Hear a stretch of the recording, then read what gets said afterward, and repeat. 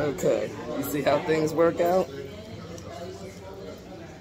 Yeah, see how things work out. All right, we are in the building.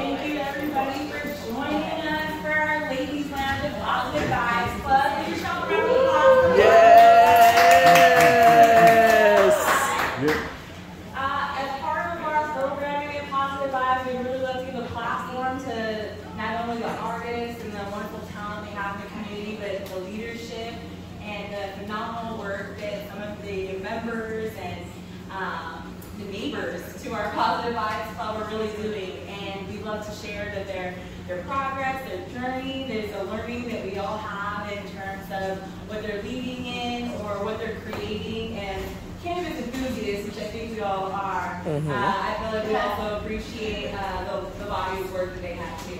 So I'm your girl, Sue Chef. I'll be emceeing and helping with our Family Feud night. If we get to that, we love Q&A, we love conversation. If you have questions for like the cool products that you heard of that we're starting to promote, or if you want to know more about these people, this is where we can connect. We don't have a name tag. Name tags are over here for our conversations and for Family Feud later. But first, we're going to bring up our first guest speaker. She is featured in our product line. She's the CEO of a wellness company that she established that includes THC-infused massage oils, lip balms, and lubes. And to learn a little bit more and share her story, we have Brianna. Woo! Yay! Hello everyone, my name is Brianna. I go by Breezy. My company is Love and Live Wellness. What we do is we really look to explore the space that exists between cannabis. It's basically the intersection of cannabis and wellness. And so my first product was actually a THC infused fluid, which we have here on the shelves. My second product is a THC infused lip balm, which is perfect if you like a little microdose in the morning. I have more products coming. We're actually working on a THC infused condom. We're going to do a THC tampon. We're going to do some THC bath salts to really help people for like recovery after a hard workout. We're also rolling out a workout class, a puff and pump, which is going to be a workout class with a smoke sesh. Something that I want to help shift is the stigma around marijuana consumption. I see a lot of brown people in this room, which I love to see, but you guys know that our families, our friends have been persecuted for literally years now. And so I want to create more safe spaces where people can consume responsibly and also help shed the stigma of like, hey, stoners are unproductive people. Like, no, I'm running around, like, we're doing things. And so it's just like, just really shifting that culture and just really finding ways to integrate health and wellness into cannabis. Really, the opportunities feel endless, especially because there's so much white space in this industry. I left my career in tech to pursue this full time, and not many people do that. Wow. So most days I am overwhelmed with the amount of like opportunities I have and the amount of people reaching out to me to be like, hey, Breeze, let's get you here, let's get you here.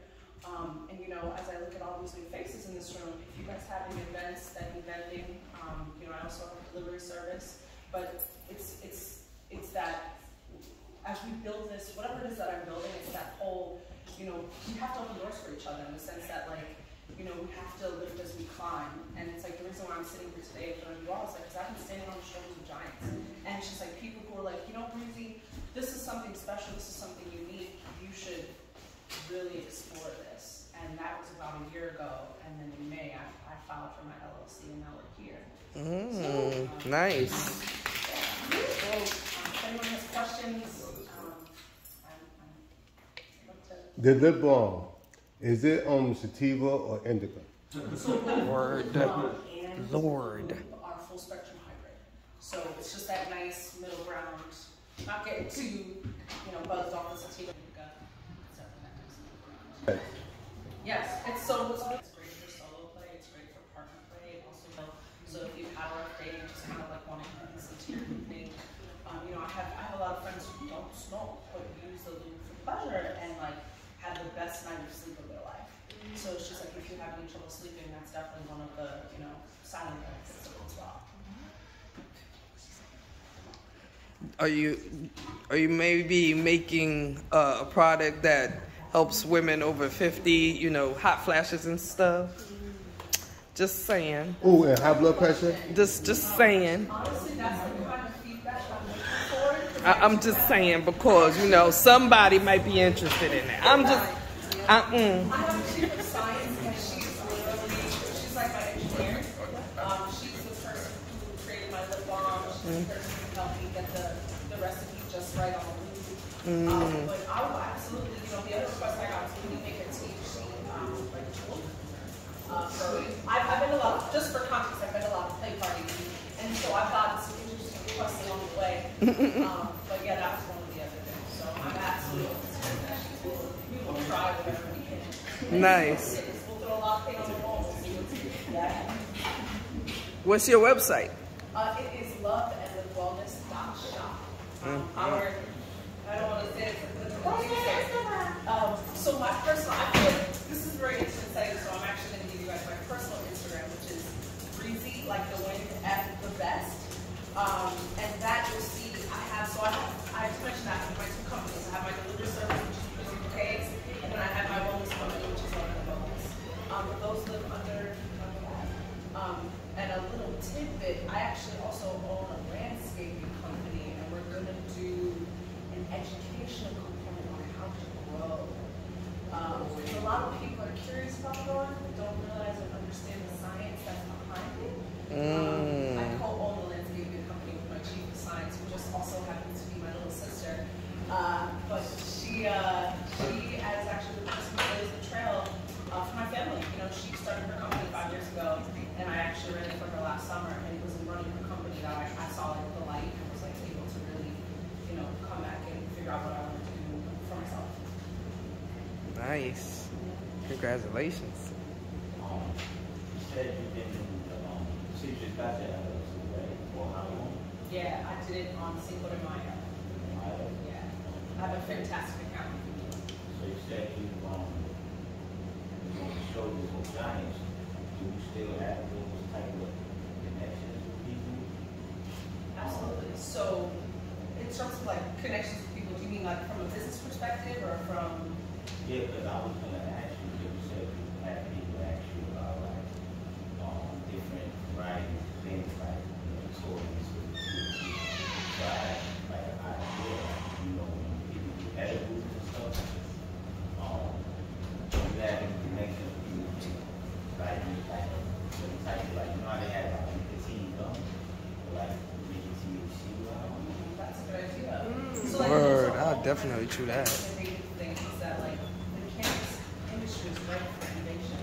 So it's just like, well, my company can't do. And it's a sativa flavor. There's definitely a range for I think people don't realize about the cannabis tea is that it's huge. And literally, it's 5 milligram microdose of gum. And like, so discreet. That's the other thing. Is like these products are so discreet. They can be used and consumed by everyone. And it doesn't necessarily, the whole room doesn't smell like wow. We're not necessarily smoking or indulged. And I think that's another really big thing for amateurs. I had mints the other day, and I was just like, this is great.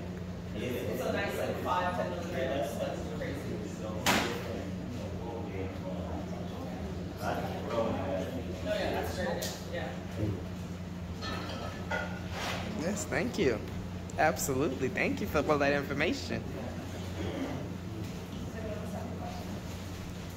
Oh, I don't know. I guess. Are you a heavy smoker? Because you said 5-10 milligrams is nothing, and I'm like, that's something.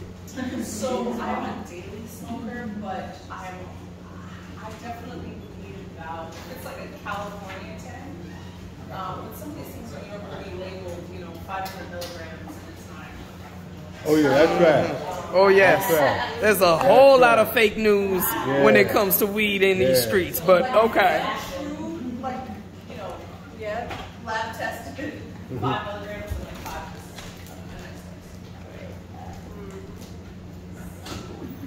You spoke a little bit to your journey of switching from corporate to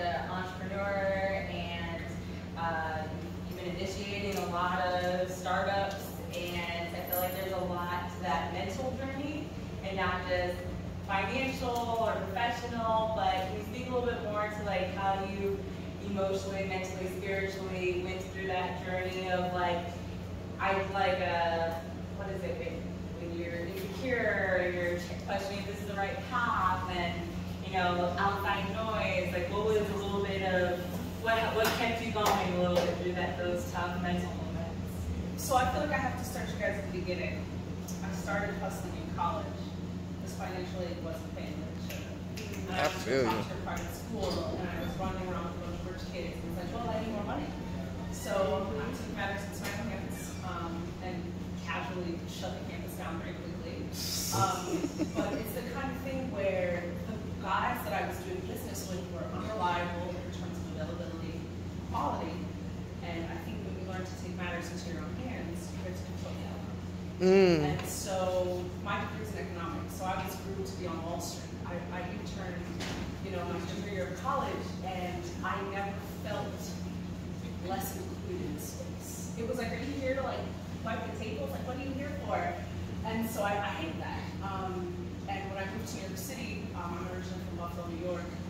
I felt overwhelmed with like what to do with myself. You know, when you graduate college, they give you vague instructions of like follow your dreams, do what you love. When you're like 22 and saddled with college debt and loan payments, you don't really get a lot of room to like really know what that feels like. So I started my journey in retail. I got a job at Apple. I worked there for a couple of years. I then transitioned deeper into tech. I worked at a tech company, you might know it, called SockDoc. I helped in operations, so it really helped like shopping, sharpening my just overall business acumen and how these organizations work. From there, I wanted to make more money, and so I dove into tech sales at this food tech company called Slice, and that's when I really got my feet wet with like managing, my hands dirty with like managing the local business, managing, you know, revenue goals, you know, really not only just like initiating a deal, but then like closing it as well. And then my final stop was actually at this huge company called Shutterstock, which some of you may or may not know. But it was there that I actually got the taste of like corporate America is not only just boring, but it's just like I was making the most money I could ever made in my life, and I wasn't happier from it. And I've been dealing with clients like Facebook, like TikTok, like Pepsi, like literally some of the biggest brands in America, and it just felt very empty. So I had this moment where, at the top of last year, where I just kind of like was like, you know, and things had just gone legal in New York, and I had also never really publicly talked about, you know, I hustled from, you know, college all the way through all of my, like, it was always my side hustle. And so I feel like when the whole, you know, legalization happened, I finally had this moment of like, hey, you can like do this out loud now. And like, you know, my family, my friends who I've known my whole life who like didn't know that I had this like whole very lucrative, you know, side hustle. And now I'm, you know, now those same friends are like, hey, Breezy, I'm doing a comedy show. Can you come back in? I'm like, yeah, of course. But, you know, hey, I'm doing this burlesque show. Can you come back in? Of course. And, you know, what I'm seeing is that the smart business owners align with people like me because it's like, the thing about cannabis consumption is it's not going anywhere. And by hiring good people who are putting good products in the establishment are going to not only keep your business in your business, because imagine you need to go buy a joint and now you're walking out. Now you're potentially taking your business elsewhere.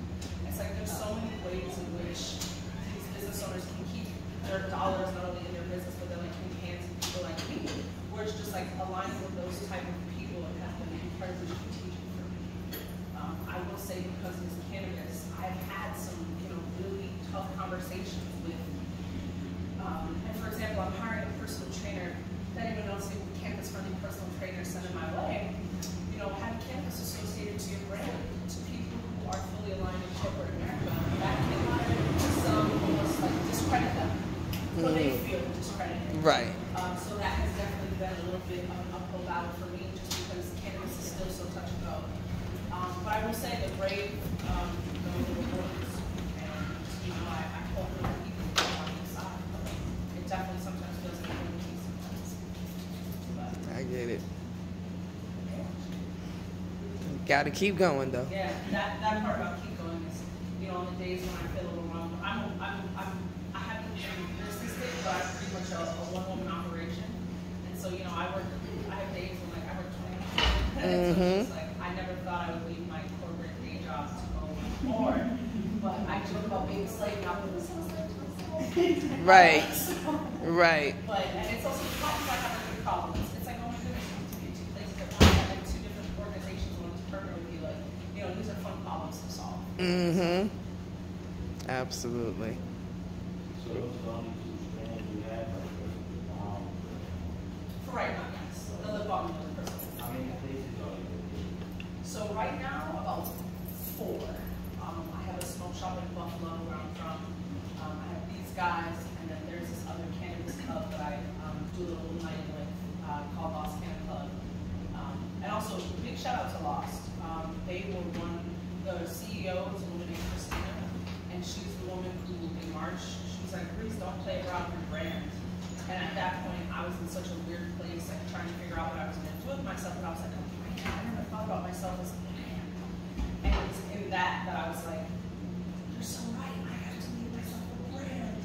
And then I just, you know, sat with that, and then a couple weeks later, here we are. So you started in Buffalo? No, Buffalo's my home base. So I started here, and then I branched out. I sent some things. I've been at a huge June. They have one of the biggest June tea festivals in the nation. So I was actually there a week and a half ago, and I was actually looking for papers. And I walked into a smoke shop, and then I looked around, and suddenly me and the owner started talking. Before I knew it, I was pitching him. It's one of those things when you walk into cannabis-friendly spaces, there's a big gap in pleasure. And like, we can have a whole other chat about pleasure, but you know, I want my goal with the loop is for people to slow down more and just like kind of like enjoy touching each other. I feel like we live in a very sterile culture in the sense that like we're all here. And no one like even does things like hugs or like holds hands anymore. And we're just kind of like relishing just like human touch. So it's just like my hope is that close this pleasure gap and it's getting wider and wider as the days go on.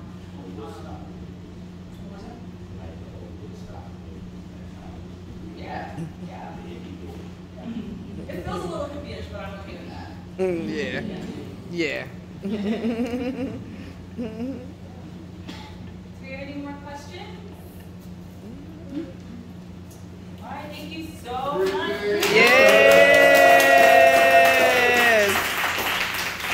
And of course, like she mentioned, her products are available in the dispensary, and her contact information will be on all of our social media outlets. So if you want to get in touch or follow up, of course, she'll be here as well. Our next guest speaker is another phenomenal woman and great member of the club. She saw an opportunity and gap in the conversations that we're having as a community, and she started to create and lead the way and to share a little bit more about her story. Please help me welcome Kai Storm. Oh shit, that's me.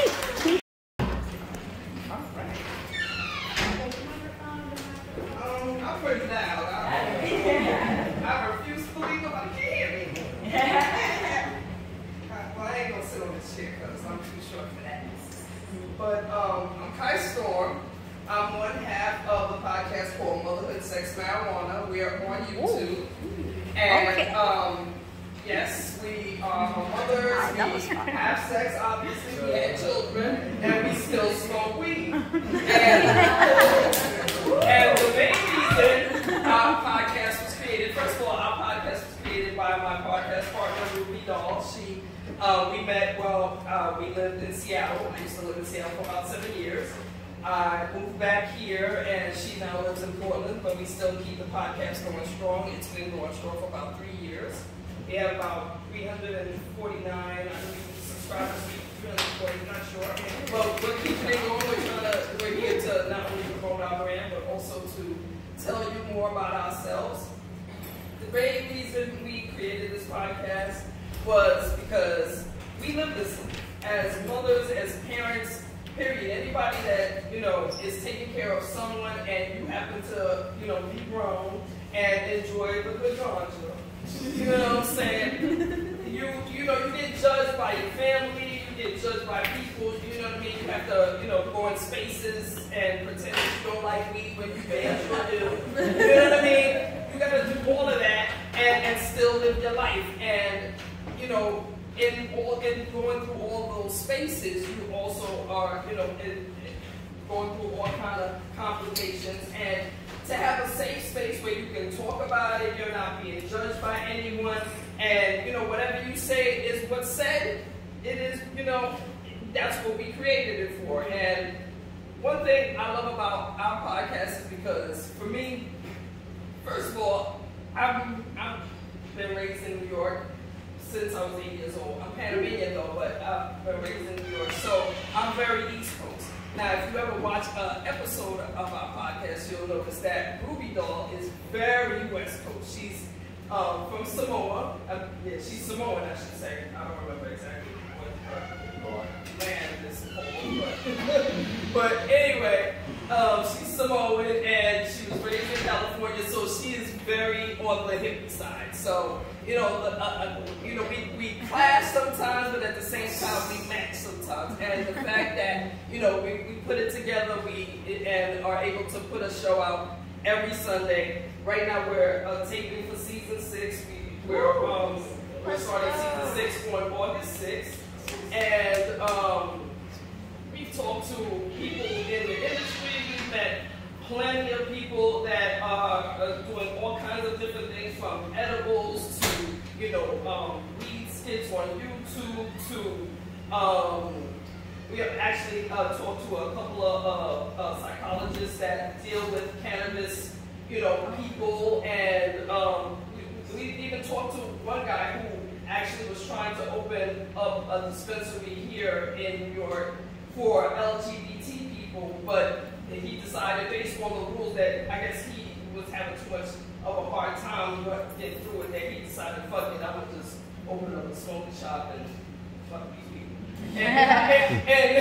And our podcast is a place where, you know what I mean, we can talk about stuff like that, because honestly, I feel like that myself, you know what I mean? I used to live in New York where I had to, you know, back in the day when I had to buy weed in the basement. Like, you had to meet a dude, and he has to know that you smoke weed, and you met him, and you and him could go to jail at the same time. You know what I'm saying? So this coming into a store, it's just, you know what I mean, it's like, it's a different experience, but at the same time, I'm not looking at the store like, oh, you gotta have a license to sell me a bag of weed. No, what you got? Right. What's the price? How that shit look? You know, things like that. That's how I am. Whereas Ruby, grew up on the West Coast, knows a lot more about weed, knows, you know, about the cannabinoids and all of that kind of shit. So you know, we give a good perspective on our podcast, and we definitely invite all kinds of people. We don't just talk to women. We've even had a podcast where we had our kids on, you know, just to get the kids' perspective, because after all, if you're a parent, you know, and you have marijuana in your house, because in my house, marijuana is a girl, and she lives with me. Like, she don't gotta pay no bills, she gotta hang out, you know what I'm saying? And the kids recognize her as a person in the house. So therefore, you know, we had an episode where, you know, we talked to the kids to, you know, get their perspective, because at the end of the day, our podcast is all about life. It's all about how our lives are going and what we want to talk about, and whoever is involved in this industry. And of course, because this industry is growing, we definitely want to be in part of the space of the industry, part of one of the companies that are growing with the industry. Now, of course, YouTube is a hater. YouTube is a fucking hater. So when you look us up, you gotta type the whole motherfucking name. You know what I'm saying? You gotta do all of it. Mother, sex matter, you gotta do all of that. You know what I mean? But if you go to our website, motherhoodsexmarijuana.com, I only have a few cards because somebody stole a box of my cards out of my mailbox, thinking that it was some important shit. When they opened it, they saw it was cards, and threw it away. But whatever. So I only have a few.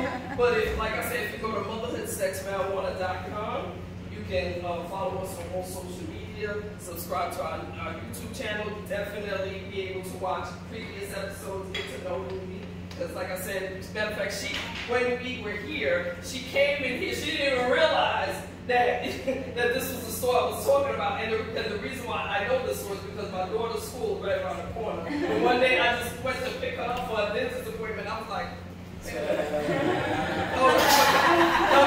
gonna pick her up, but I'm gonna need to know what's in here. You know what I'm saying? That's how I found this place. So yes, Ruby came in here one time, but you know what I mean, to get to know us and you know what I mean, and you know, help us grow. Please definitely go to our website, subscribe to our YouTube channel. We also are selling these shirts because you know what I mean. We need money to grow. So and they're 27. Well, this is the dress, but I have the shirt version, and the shirt version is $27. And so, like I said, please feel free to check us out, support our brand, and any questions you have, feel free to ask. And of course, like I said, because we're taking season 6 right now, you can also go to our website or send us an email to be on the podcast, because of course we want to grow any and every business that involves cannabis on our channel. Yeah. Yeah. That's right. Any questions? Have a little bit of comedian. A little bit, not too much. What's been the most challenging part of your journey? I say really, like I said, just getting subscribers, getting people to just, you know, check you out. You know what I mean? Because of course, YouTube has a lot of different entertainment. So you know what I mean? And at the end of the day, like I said, because the algorithms are now on our side based on we have the word marijuana in our title. It's a little hard for people to just bump into our programming. So, you know what I mean? So I do my best as far as, you know, because one of the main things I do for the podcast, I'm not only the podcaster, but I also do edit the videos. I do all our marketing. And I also work with one of our partners, Fuego Magazine, so I promote for them as well. So, you know, one of the main things I do is I try to just show up, you know, wherever weed is at. You know what I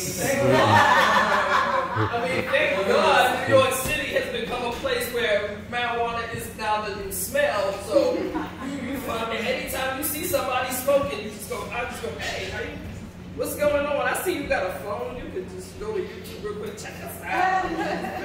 And because we have these, you know, really very nice cars, you know, 9 times out of 10 people go, hey, this is a cute ass car. What you say you in? What you doing? What you doing?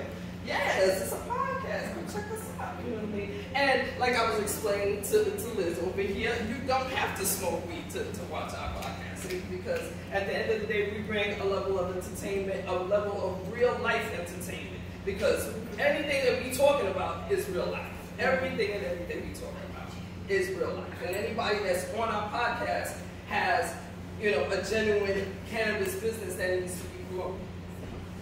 All right. This is like a question, also kind of like commentary, but do you have an Instagram?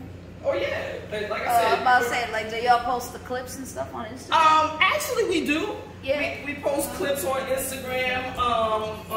We have, you know, we have those little shorts because YouTube recommends that you do shorts in order to develop customers. So we do that as well. And like I said, we definitely connect with a lot of different cannabis businesses. The last place we were at was at the Cannabis Business Expo down at the Javits Center. We went to the rooftop party and the boat ride party. The boat ride party was just special because it was my husband's birthday. That's my husband's birthday. And yes, so you know what I mean, we got to celebrate, smoke weed, and drink like a motherfucker because child, they bar is open, like open, just wide. But yeah, for real, that's what makes it worth it, just the openness of the bar. But yes. What's your Instagram? Mother of sex marijuana. I'm gonna take a picture. Oh, I was about to say, yeah, I mean. Can I do it? Here, you could. Can I have it? Anybody need one? Anybody need one? okay. I just added it. Anybody want one?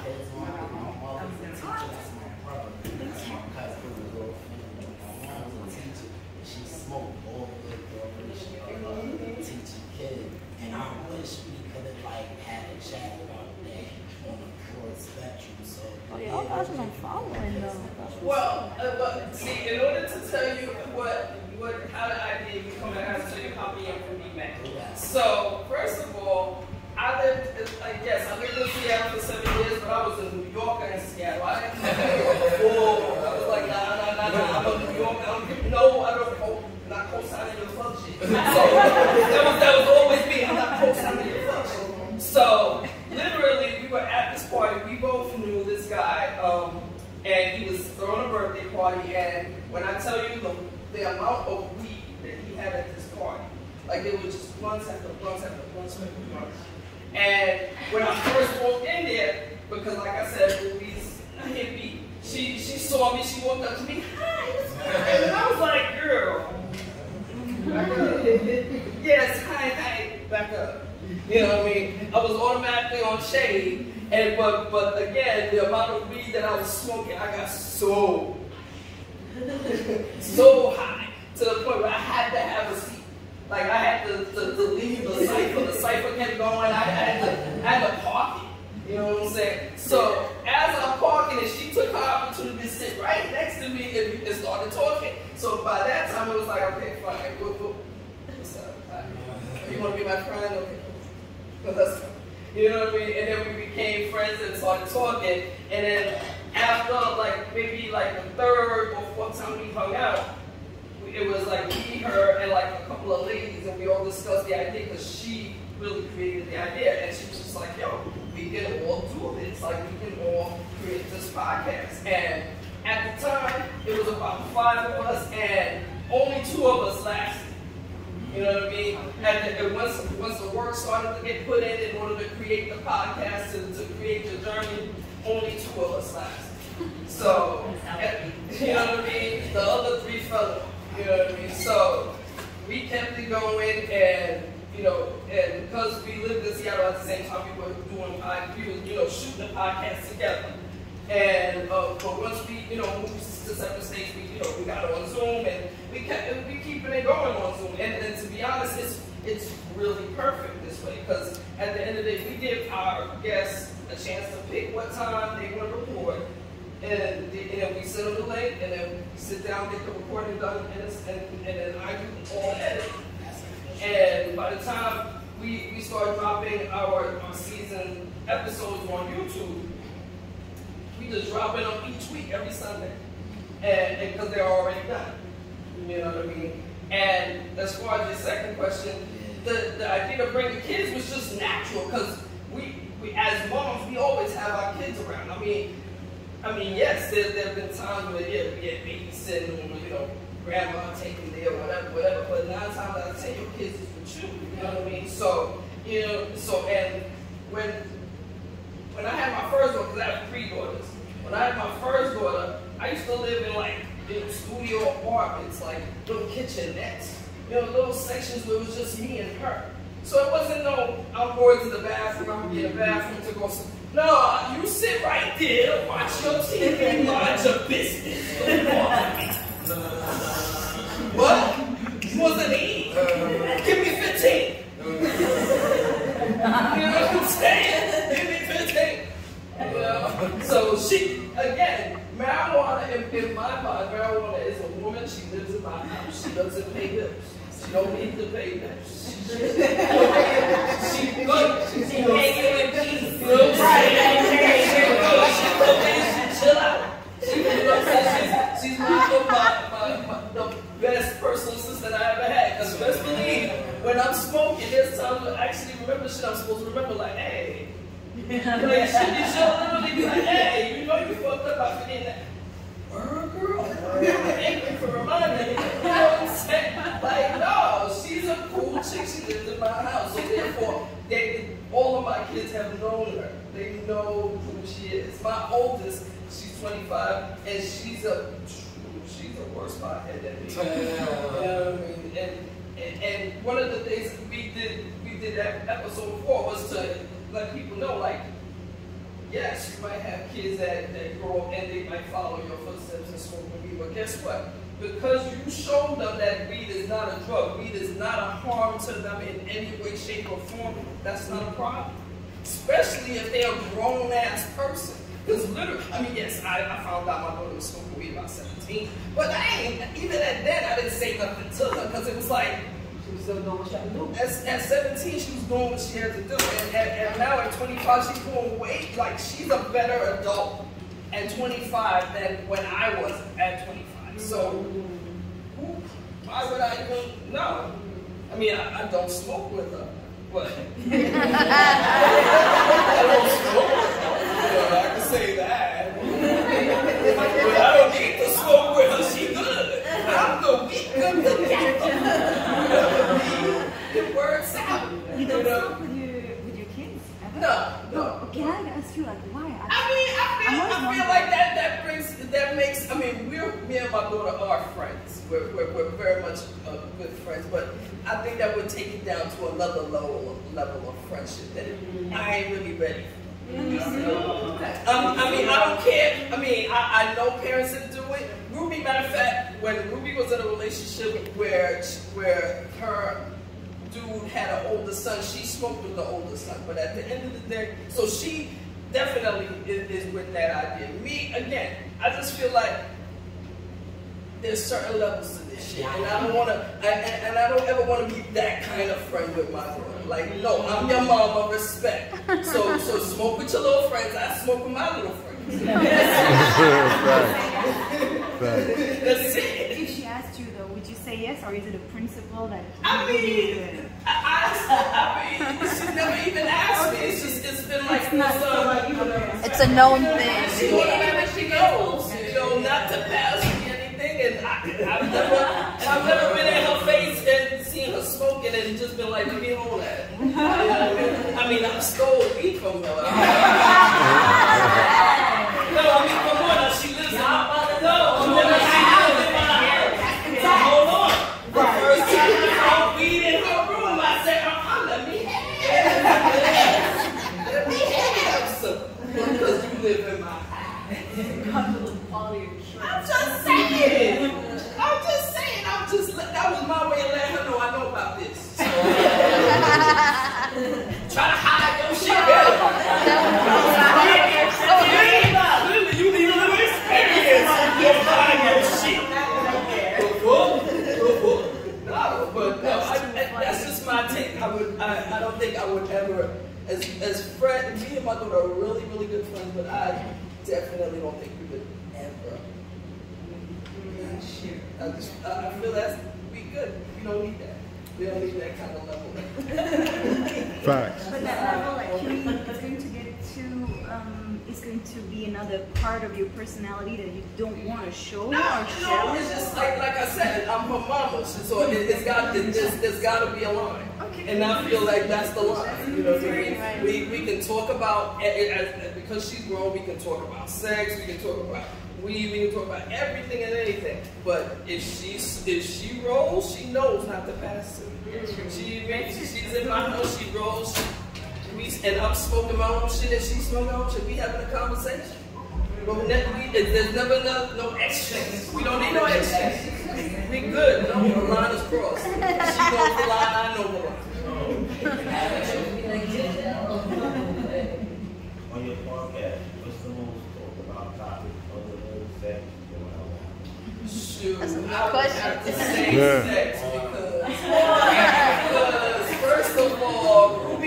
first of all, that's Ruby's apartment. Like my apartment, I'll ask you, you know, what's your business about, what you doing, what's going on with you. You know what I mean? If you're in a relationship, it's like you have a partner, you have kids. No, she's the one that's going to ask you, would you fuck if her pussy stink? Like, no, I'm just saying, would you fuck if her pussy stink? Like that's again.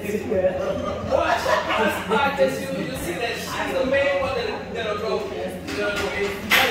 Like I remember we had this she's lesbian, and she immediately asked us, she's like, okay, so which one of y'all are wearing the strap on? And it's like, Ruby. You don't know about that, but I kind of do. But no, I don't. You know what I mean? She's the one that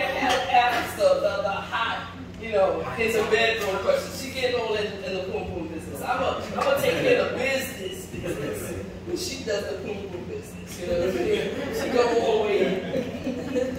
And then because, you know, she's polyamorous and, you know, she's still young too. I'm about to be 51. She's still in her 30s. So, you know, in her head, in her head, you know, she still does a lot of things that I gotta be like, hey, no, do that no more. Do that no more. You know what I'm saying? So, hey. Don't tell her how to live her life, but at the end of the day, I am the one that'll go, hey. Yeah, so. But yes, definitely check out our podcast. If you like the shirt, please check me out. I definitely got a couple of shirts in the bag. And subscribe to our channel. And if you want to be on the podcast, hit us up. All right. Yeah. Oh, another question. So I wanted to ask, like, I'm a licensed professional, like mental health professional.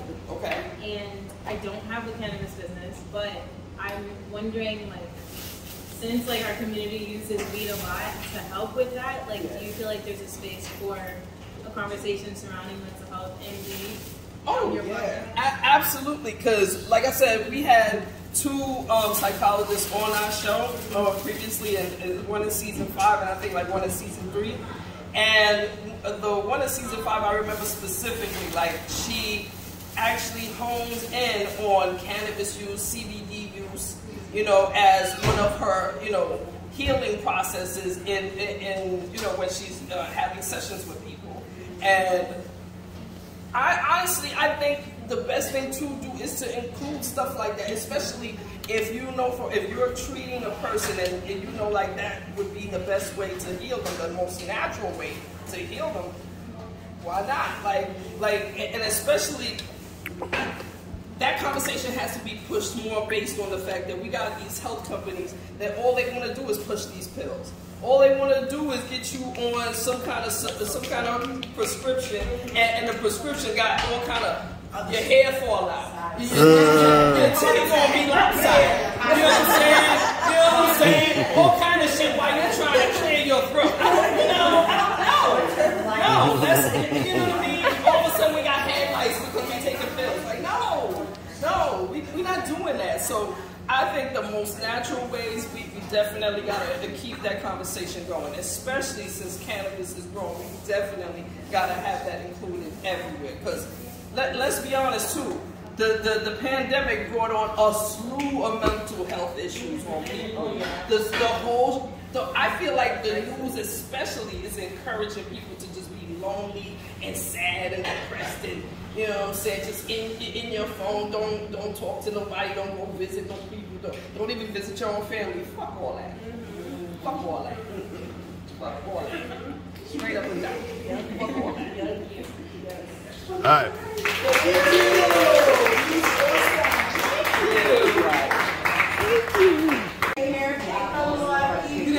Oh my God. She didn't get one. We will all the rest of them. Yes.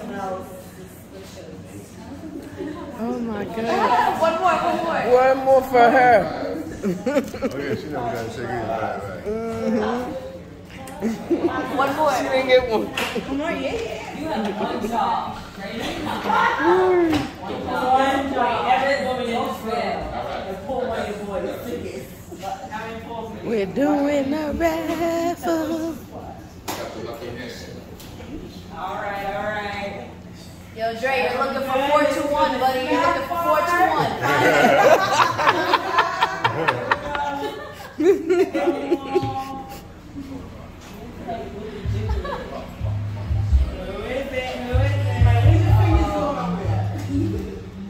We got 191428.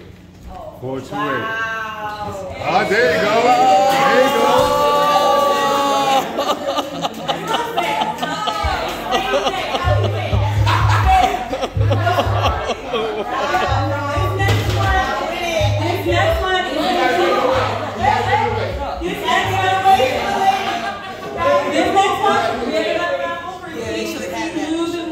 We have 2 more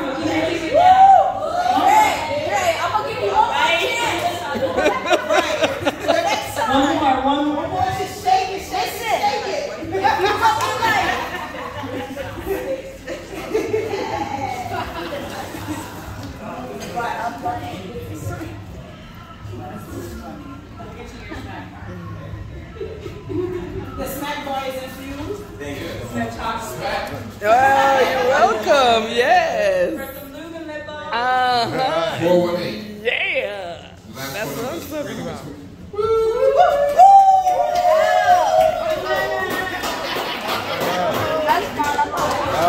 She gonna have fun.